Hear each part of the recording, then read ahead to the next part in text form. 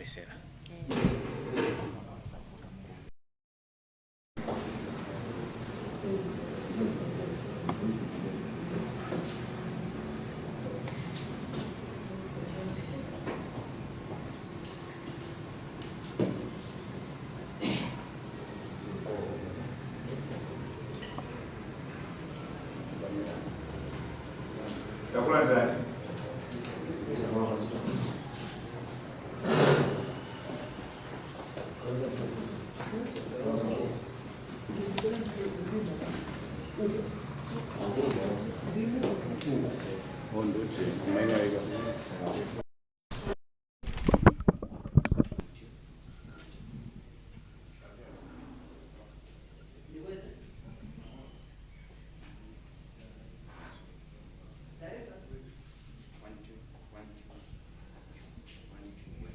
One, two.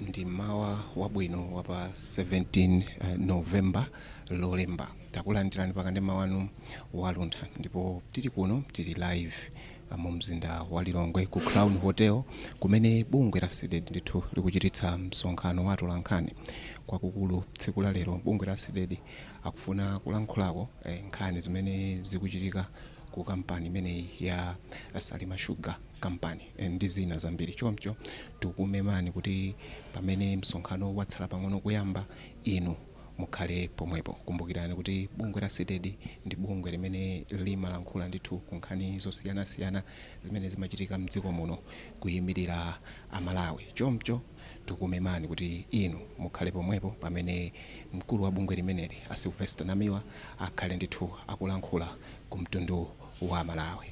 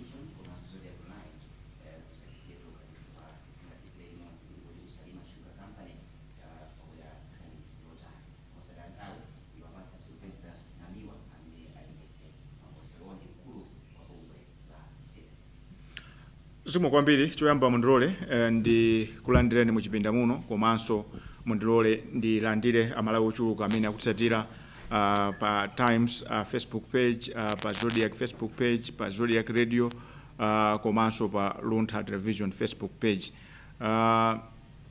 Ndipereke moni wa mafuno abwino kwa Malawi amene bungwe lindilanu nthawi zonse tikakhala pano mmasiya zimene mukuchita nkumati londola nkumamvesera kuti pali zotani. Mwa nthawi zonse sikuti ndindeka ndi anzanga kuno, ndiye ndimafuna kuti mundilole kuti anzanga nawonso atchule mayina awo. Omega 6 Cdedi. Zaina Bwasani ku Citizen. Yanyuwe Sogo Cdedi. Zikomo kwambiri. Tisanapereke bwalo kuti atulankhani mutchule mayina anu, ndimaganiza kuti zikhala zoyenera kuti zonse zochitika pano tizike m'manja mwa Mulungu. Chifukwa cha chimenecho ndimafuna kuti ndipemphe ozipereka kumeneko atipase pemphero.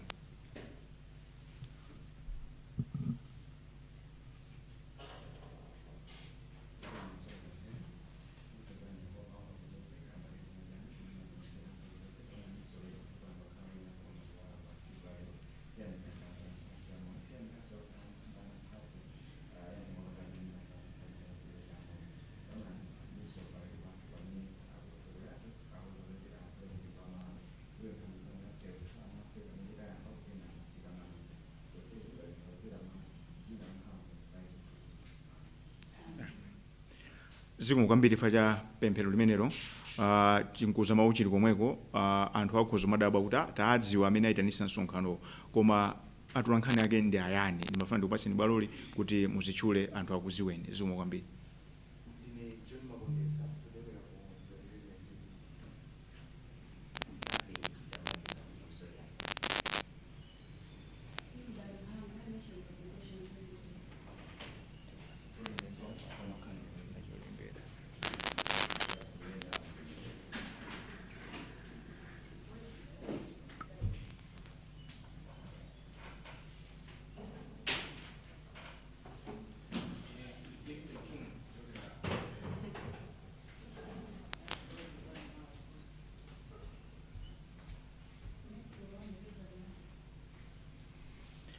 Zikomo kwambiri chifukwa cha nthawi tikupempha kuti alipo ena amene akanakonda kuti azitchule komanso ena akubwera atipeza. Monga mukuziwa nthawi zonse bungwe la Cdedi likakhala ndi msonkhano wa atolankhani amalawi eni ake amayankhula timawerenga mauthenga atatu koma chifukwa cha nthawi lero tiwerenga uthenga umodzi.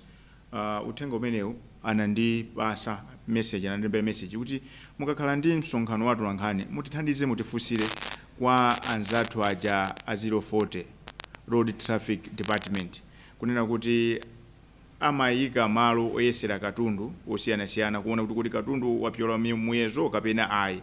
Akampeza munthu kuti wapyoza muyezo wa katundu mwachisanzo ngati ameneka kunyamula 4 ton wanyamula 4 ton ndi makilogramu ena awiri owonjezera munthu ameneyo amapasidwa fine malinga ndi malamulo a dziko lino. Koma chimene chikudabwisa nchonena kuti fine yo imakhala ma US dollars.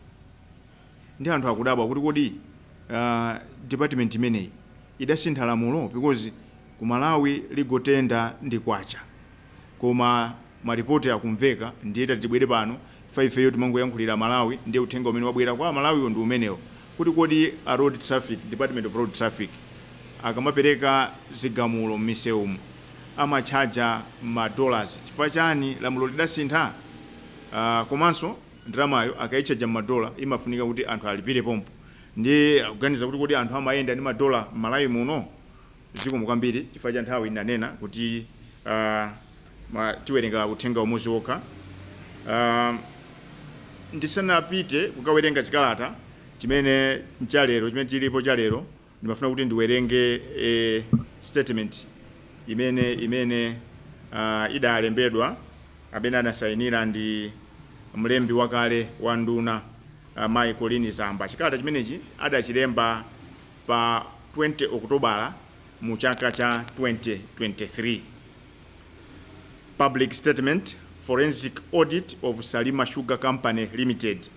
Salima Sugar Company Limited is a limited liability company which was incorporated under the Companies Act of the laws of Malawi as a joint venture owned by the government of the Republic of Malawi through the Green Belt Holding Limited and Aum Sugar and Allied Limited, Aum SAL. In April 2023, the shareholders of Salima Sugar Company jointly commissioned a forensic audit of Salima Sugar with a view to verify the share capital equity contribution into Salima Sugar Company by the majority shareholders, Aum SAL. Investigating the utilization of the share capital contributed into Salima Sugar, establishing how the proceeds from the state-guaranteed loans obtained from or through CDH Investment Bank and extended to Salima Sugar Company were utilized, and ascertaining the kwacha values of the source of Aum SAL contribution towards the share capital. A preliminary report of the forensic audit has been made available to shareholders of Salima Sugar Company. Government, as a co-shareholder of Salima Sugar Company, has duly considered the preliminary findings of the forensic audit and in the interim makes the following directives to apply with immediate effect. 1. All matters relating to the business of the company must be directed to the executive chairman of Salima Sugar Company Limited and state security be deployed to secure Salima Sugar Company Limited facility and personnel until the final report is released. Government further guarantees security and freedom of all personnel of the company. End of statement. It was signed Colini Zamba, Secretary to the President and Cabinet, October 20, 2023. Now, Mondirole, ndiwerengeso chikalata china. Dissolution of boards of parastatal organizations and state-owned enterprises. Capitol Hill, the Office of the President and Cabinet wishes to notify the general public that all boards of parastatal organizations and state-owned enterprises have been dissolved with immediate effect. Members of the public are hereby informed that all queries or all matters requiring the attention of the boards should be directed to the Office of the President and the Cabinet, OPC, through the Department of Statutory Corporations. End of statement. Signed, Dr. Maxwell Sisi, Office of the President and Cabinet, on the 7th of October 2025.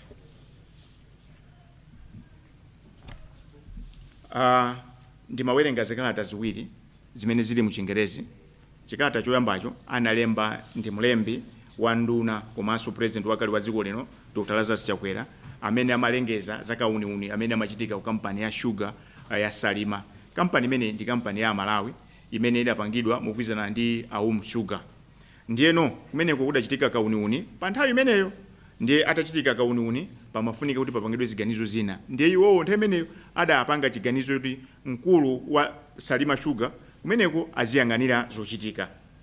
Komanso ndawerenga chikalata china posachedwa apa chimene chikunena kuti ana athesa ma board ama kampani onse aboma.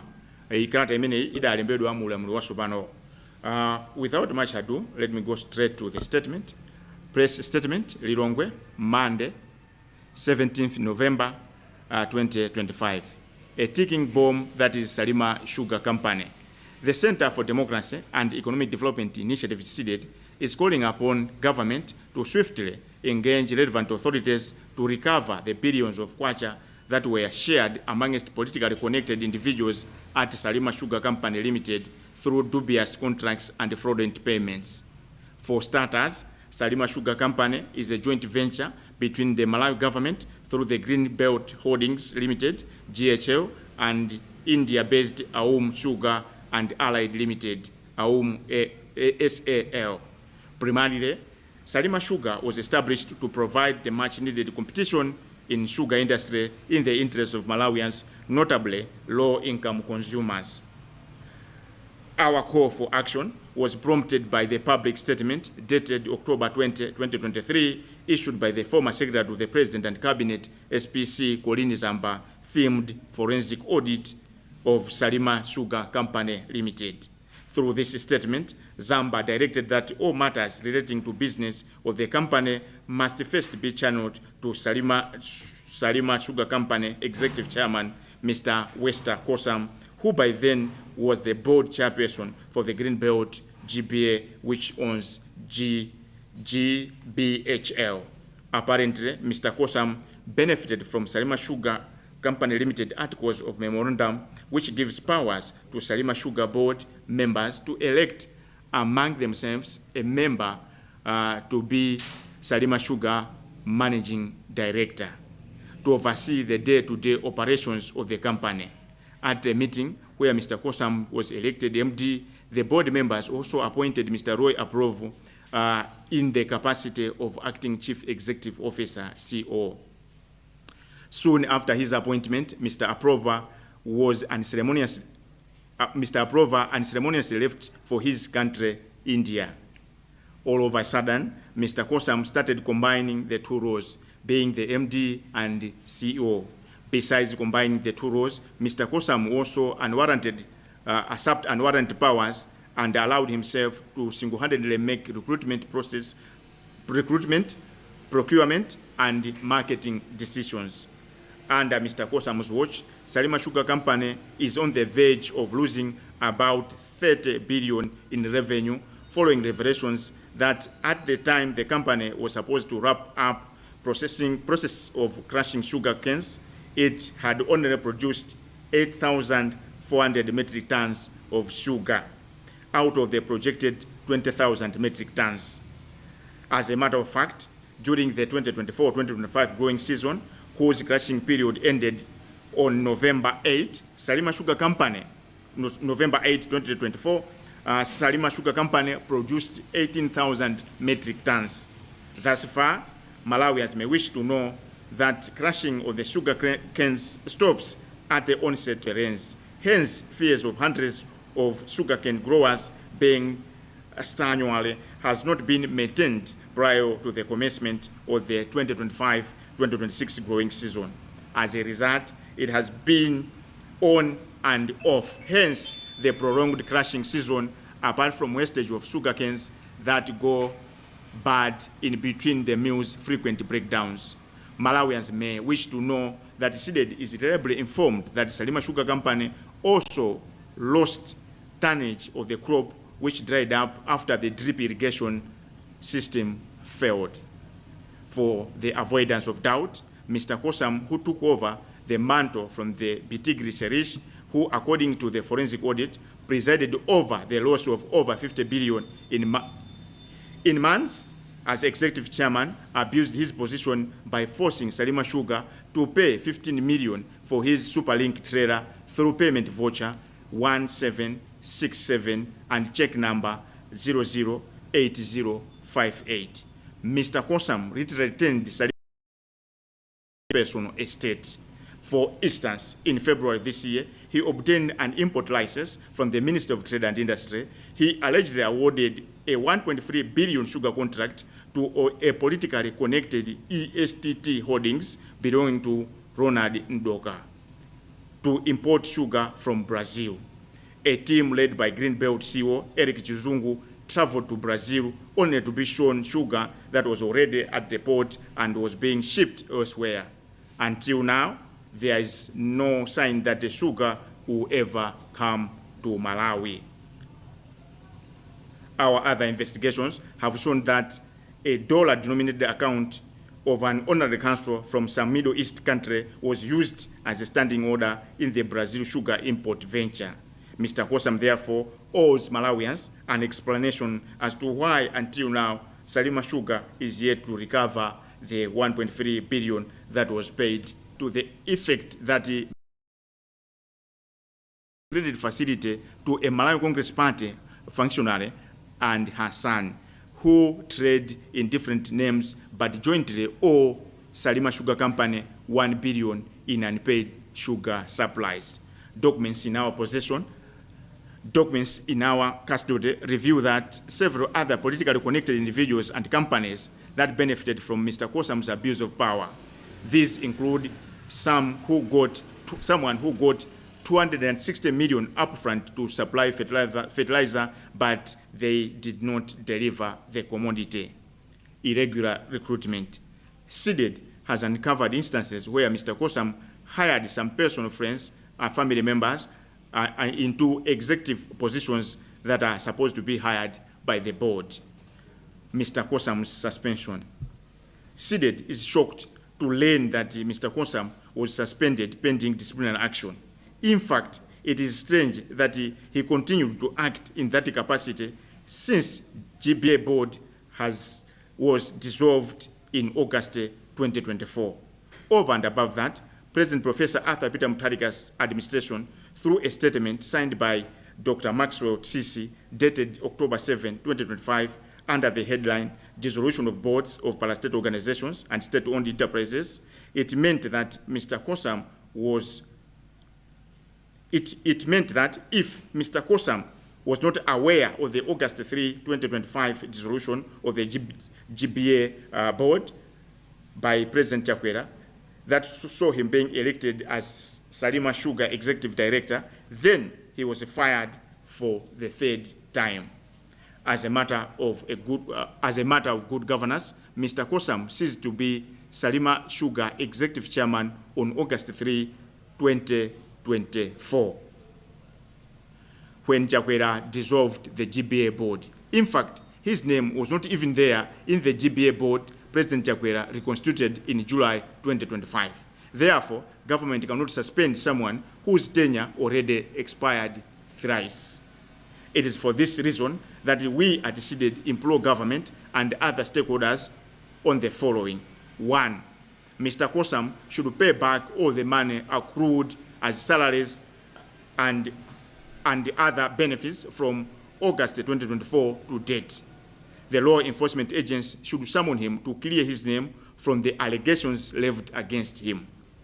Mr. Ndoka immediately pay back the 1.3 billion or risk citizen arrest. Government should immediately institute an audit into Salima Sugar Company. 5. Ministers of Finance and Agriculture should engage the Export Bank to take over the CDF loan where Salima Sugar is paying over 1.1 billion every month. Otherwise, the company will not survive. End of statement. Signed, Sylvester Namiwa, Cdedi Executive Director.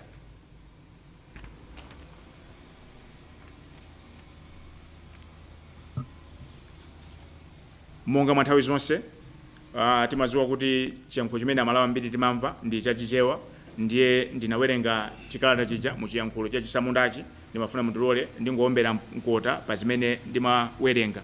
Choyambirira ndimafuna ndinene kuti ngati chinthu chimodzi chimene amalawi anada kukhosi ndi ulamuliro olephera wa Dr. Lazarus Chakwera inali nkhani yonena kuti kwa zaka amalawi amayima panzere kusiya ntchito zawo kumagulu a shuga. Chifukwa cha chimenecho amafuna aone kusintha.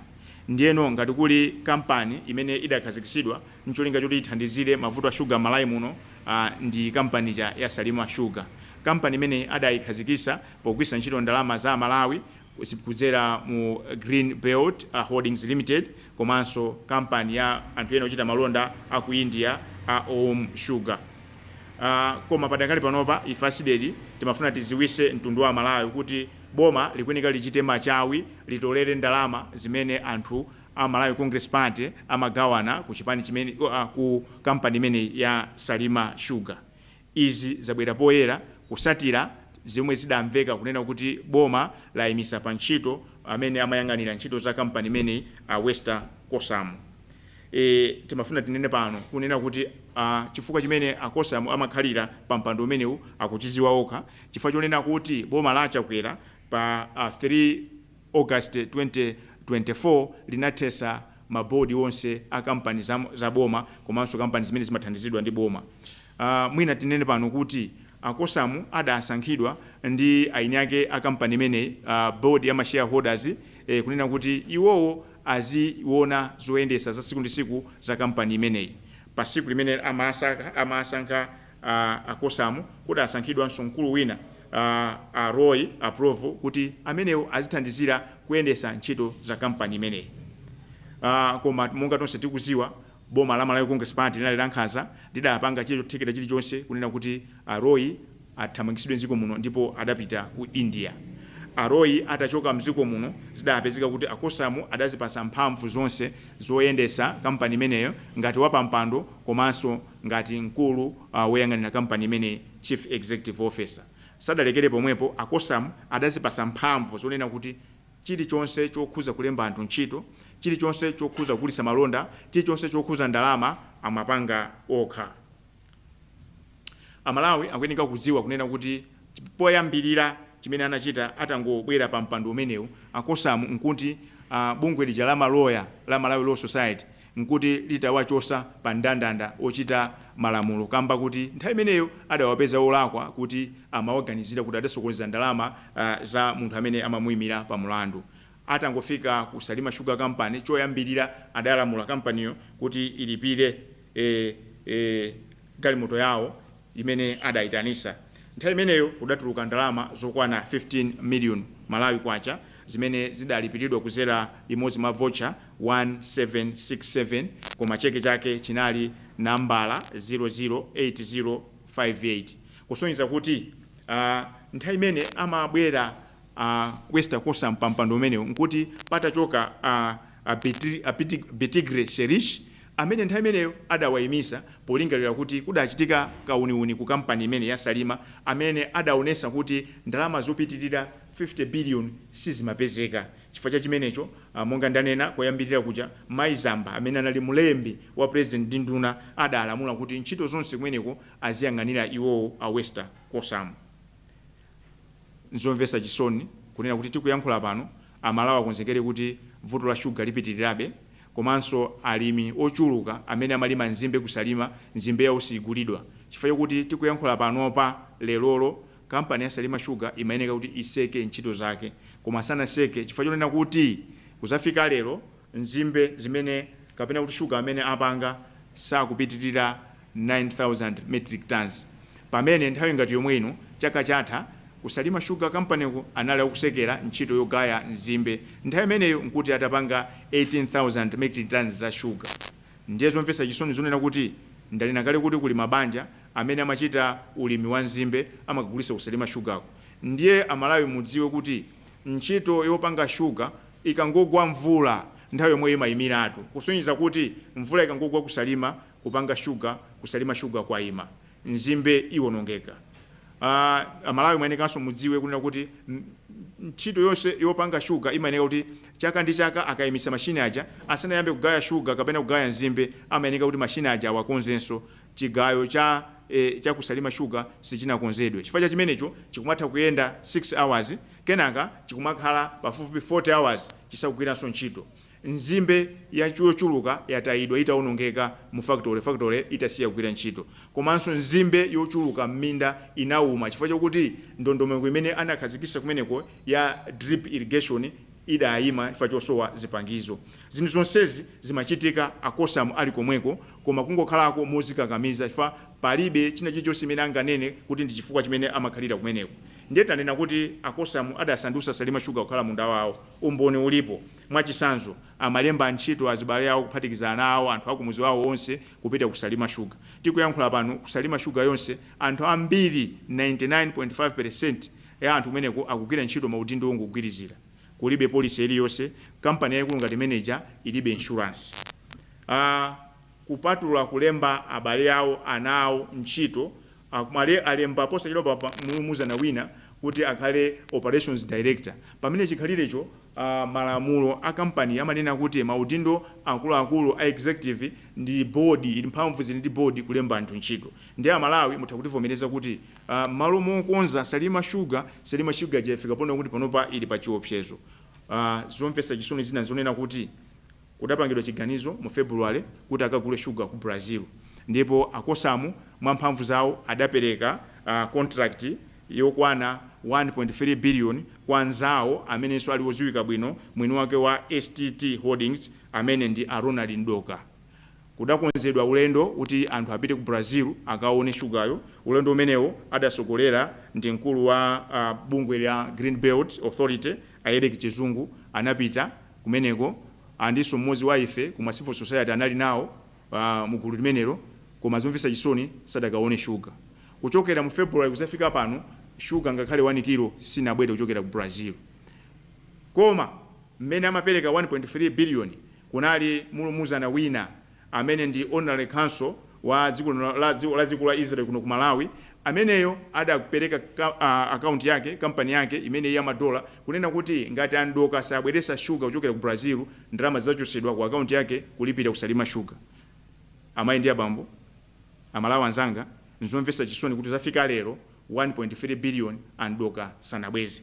Zimene tikuyankhula pano ngati afuna kususana nafe abwere nawonso apangise msonkhano watu wankhani auze mtundu wa Malawi, koma chilichonse chimene tikuyankhula pano tili ndi umboni. Komanso akosa musadalekere pomwepo, ntchito zonse contract zonse ku Salima Sugar amapereka kwa anthu andale amene anali nduna komanso akuluakulu mu chipani chimenechi cha Malawi Congress. Nkhani yonera kuti nzimbe sinachite bwino ndi nkhani yonera kuti Kosamu adaona kuchofunikira ndi kutenga 260 million kupasa mzawo kuti akabwerese fetereza chaka chatha mpaka pano fetereza sanabwerese.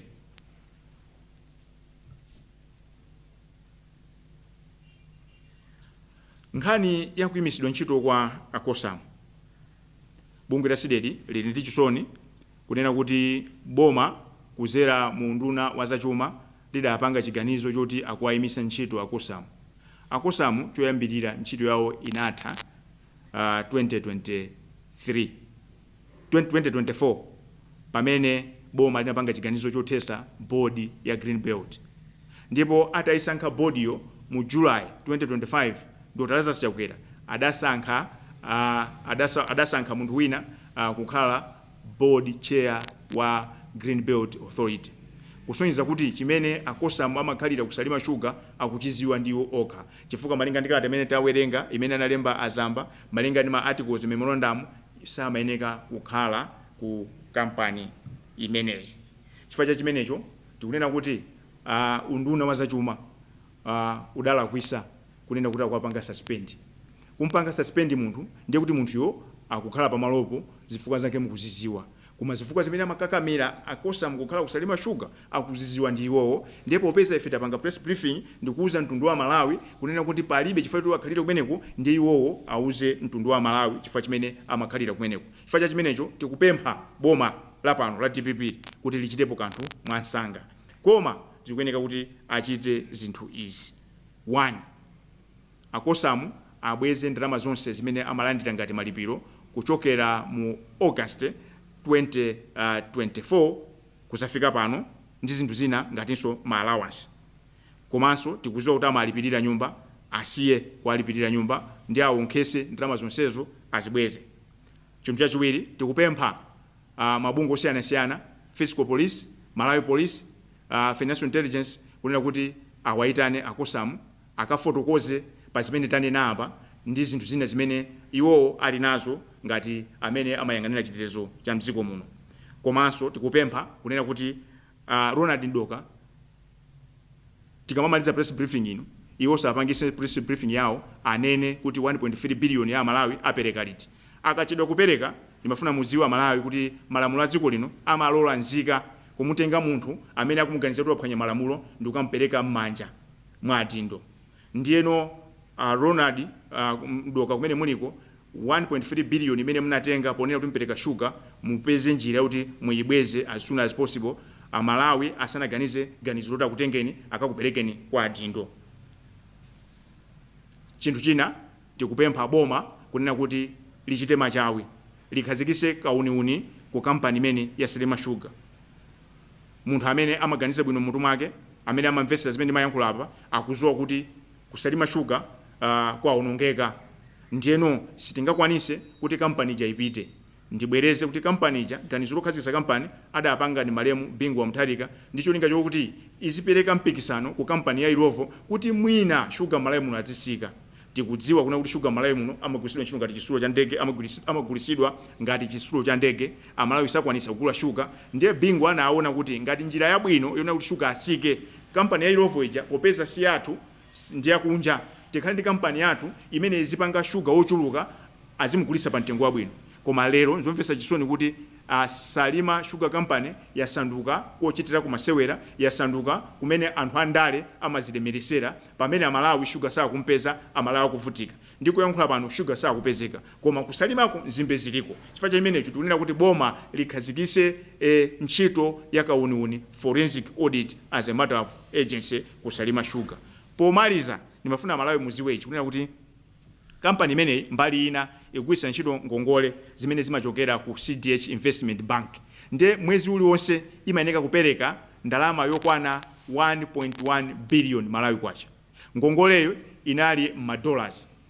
Nde mukayang'anisisa zimene zikuchitika ndi kugwa kwa ndalama yakwacha kupezeka kuti ngongole isizatha. Ngongole isizatha. Mapeto ake muzamva kunena kuti Salima Sugar ailanda a CDH Investment Bank. Tikatere ndiye kuti Malawi muno tizakhalanso ndi kampani ya sugar yonena kuti zimva za mavuto a Malawi. Ndanakale kuti Irovo imapanga zoti sanglase ainaka ndalama akunja ainaka Irovo sa Malawi muno. Imene kampani imene tingakhale ku ndise imene tingayankhuleko kanthu ndi Salima Sugar. Pamene lero ili pa chiopsezo chifukwa choti imayeneka zipereka 1.1 billion mwezi uliwonse ku CDH Investment Bank. Ndiye tunena kuti mziko muno tili ndi bank yathu Export Bank. Unduna waza malimidwe ndi unduna wazachuma apange chiganizo mwangu kunena kuti ngongole imene aitenge Export Promotion Bank kuti aibweze tikatere tikhale kuti company ija tayipanga secure kenaka tiyambe kuikonza company ija kuti izipanga zimene ife tikufuna. Umo ndimene ndakwanisira kuthandauzira chikalata chimene ndinawerenga mu Chingerezi. Msonkhano uno ndiwatula nkhani koma press briefing ino tabwera ndi action, tikufuna action pa nkhani yoti tipulumuse Salima Sugar. Chifukwa cha chimenecho mundilole ndipereke bwaloli mwina nditenge mafunso atatu okha chifukwa cha nthawi ndikuza kutero kuli zambiri zochitika mukachoka panonso bulini kwina kuti mupite koma ndikanakhoza kuseka koma ndikanakhala ngati tikuzemba. The floor is open, muzitchula amene mapangira muja tikupasani mpata mufunse funso lanu. Do I see hands in the floor? Ndikuona manja ngati palibe zanja lililonse, kulibe funso lero eri. Chabwino.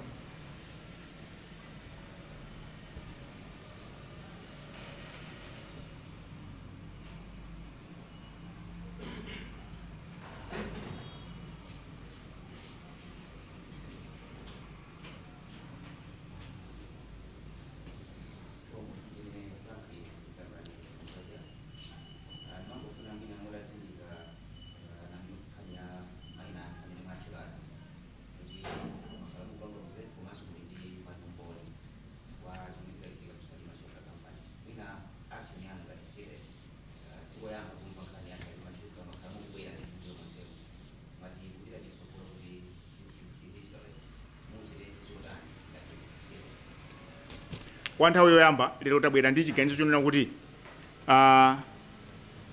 unduna wa zachuma ndi unduna wa zamalimidwe uziwe kunena kuti chifukwa chimodzi chimene anthu anadanirana ndi boma la MCP chonena kuti sugar anthu ankayima panzere kusiya ntchito zawo. Sipano sugar ali ndi multiplier effect to the economy. Sugar amagwiritsidwa ntchito kwambiri m'makomo komanso ntchito za kampani. Sugar akasowa paziko pano pankhala chipwirikiti. Ndiyeno tonse tikuziwa kunena kuti anthu amadandaula. Ndiye we have a serious government. Now serious government yo ipange chiganizo chonena kuti ipulumuse Salima Sugar poyambirira itenge ngongole imene ali nazo ku Cdedi Investment Bank. Chinthu chachiwiri kukhale kauniuni. Chinthu chachitatu aonesese kunena kuti ndalama zimene agawana akosa ndi azibale awo ndi anzawo a MCP zibwerere. Tikuyankhula pano zonse zimene tikuyambira pano anthu ali nazo akuziziwa and information imene achakwera kuiziwa chifukwa information imene whistleblower adaitenga kukapereka kwa wachiwiri wawo Dr. Michael Usi. Tikuyankhula panonso ndikukhulupirira kuti Professor Arthur Peter Mutharika information imene ali nayo tikuziwanso pano kuti Mwanamveka amene ali Minister of Finance information imene ali nayo komanso tikuziwa kuti Rosa Mbirizi amene ali nduna ya zamalimidwe information imene ali nayo. Ndiye ndakumbutsa adindo pano kuti amene amalumbirisa nduna Mutharika adanena kuti safuna katangale komanso anauza ndunazo kuti azigwira ntchito and this is no time to eat. Ndiyeno zikafika mandifunsa kuti titani zikafika ponena kuti apanga press briefing iyi palibe ochitapo kanthu ife anthu tikwaziwa ife ndrama za Malawi ndramazi zinabwera ngati ngongole. Ndiye ndauza kale pompano Ronald Andoka kunena kuti 1.3 billion mubweze apo ayi tiyamba kwa sakasaka kubalaka tinatenga munthu amene tinangazona anapereka chipupu tinakamusiya ku polisi mpaka na ICP analowererapo. Ndiye nkhani ndi straightforward. Ndimafuna ndauza Malawi kuti Amalawi tikamakhala chete kumayang'anirira zinthu zikuonongeka dzikoli ntchito yathu izingokhalira kuvota kuwasankha anthu atibere apite abwere na atibere. Nthawi yakwana kuti tizizuka tizichita zofunikira. Ndiye kuyankha funso lanu mwachindunji ndonena kuti tikudikira panopa popeza tatchula poyera Andoka kuti abwera azafotokoze mbali yawo koma simufuna kufotokoza atiuze kuti ndalama zaperekedwa because ndalamayo kunali standing order imatanthauza kuti ngati sapereka amene wayikira umboniyo apereka ndalama. Ndikupera kuti ndakuyankhani zikomo kwambiri.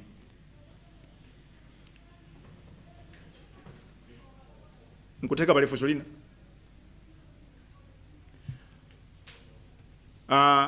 ndili ndi anthu kunoko ndikanakonda kuti osayankhulepo koma chifukwa cha nthawi ndingopereka kwa Nyanyuwe 30 seconds tisanaseke. Zikomo kwambiri. Monga ulose mene tamvera tikuona kuti akosamuwa sana zinthu zawo sakuzendetsa bwino kwambiri kwenikweni ayi komanso tikudabwa kuti chimene iwowo akulandira ndalama pomwe ntchito anasiya kalekale ndi chani. ndeno ife ngati Cdedi tionetsa kuti ndalama imene zimene wakhala akulandira plus malawasi plus kulipidwa nyumba tionetsa kuti ndalama zimene zizi zibwerere zikomo kwambiri. Chinthu china mati ndinena kuti anthu onse amene amaoneka kuti amadana ndi mchitidwe woononga umene akosa mamapanga anachotsedwa ntchito ndiye tikanakonda pano kuti anthu amene afufuzidwe abwerezedwe pa ntchito chifukwa munthu amene amaulula kunena kuti kukwaipa sakuyenera kulandira chilango fa umboni ulipo zimene tabwera patayankhula pano zonse zili ndi umboni ndiye ma whistleblowers that has been victimized there has to be a process kuti abwerere ntchito but Mr. Wester Kosam should not be rewarded for illegality. Tikanakonda tikanakhala tikuyankhula siku lonse koma monga ndanefa cha nthawi mundilole timalizire pamenepa tinayamba ndi pemphero ndimafuna mundilole tipemphe ozipereka kuti aseke ndi pemphero.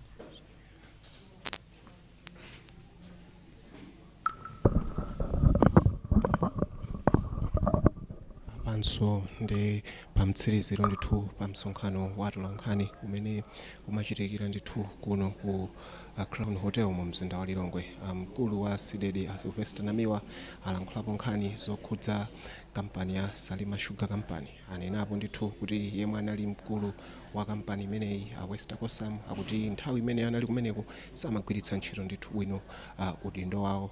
Anakambako nkhani yopereka ma contract kwa anthu andale, anakambako nkhani ndithu yosagwiritsa bwino ntchito ndalama za kampani. Chomcho akupempha apolisi komanso ofufuza kuti agwire ntchito yawo bwino komanso ndi anthu ena kuti ngati adatenga ndalama kumeneko akuti abweze ndalama zimenezi chifukwa iwo ali ndi umboni. Athu ku Bishop Neve Media Center.